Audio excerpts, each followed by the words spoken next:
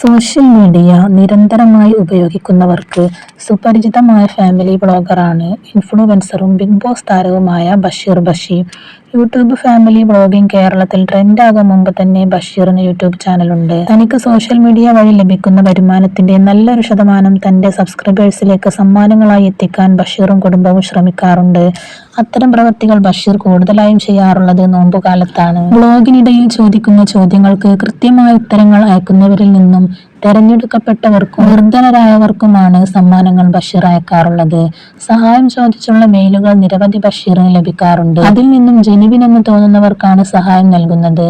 എന്നാൽ അടുത്തിടെയായി തന്റെ പ്രേക്ഷകരിൽ ഒരു വിഭാഗം അർഹതയില്ലാത്ത സമ്മാനം തന്നെ പറ്റിച്ചു വാങ്ങുന്നുവെന്ന് പറയുകയാണ് ബഷീർ ബഷി. അത്തരത്തിലുള്ള പ്രവൃത്തി ചെയ്യുന്നവരുടെ എണ്ണം കൂടിയതിനാൽ പ്രേക്ഷകർക്ക് ഗിഫ്റ്റ്സ് അയക്കേണ്ടെന്ന് ഞാൻ തീരുമാനിച്ചുവെന്നാണ് ബഷീറും കുടുംബവും പറഞ്ഞത്. റമദാൻ മാസത്തിലെങ്കിലും സത്യസന്ധത കാണിക്കുമെന്നും ബഷീർ വീഡിയോയിലൂടെ ആവശ്യപ്പെട്ടു.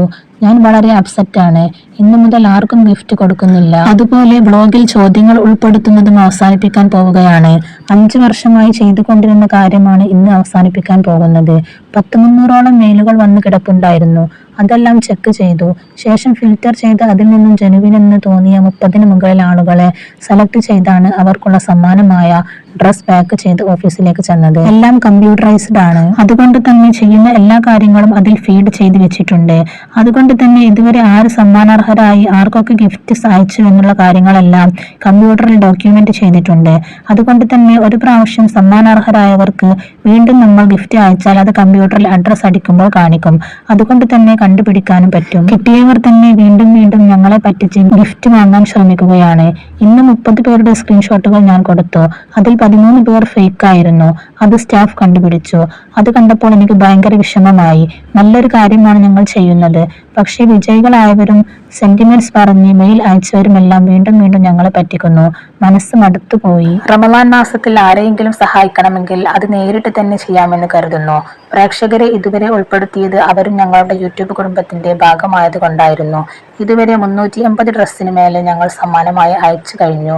റമദാൻ മാസത്തിലെങ്കിലും സത്യസന്ധതയോടെ പെരുമാറും. ഒരാളെ പറ്റിച്ച് ഒരു സാധനം വാങ്ങിക്കുക എന്നത് മോശമാണ്. ആക്രാന്തം പാടില്ല.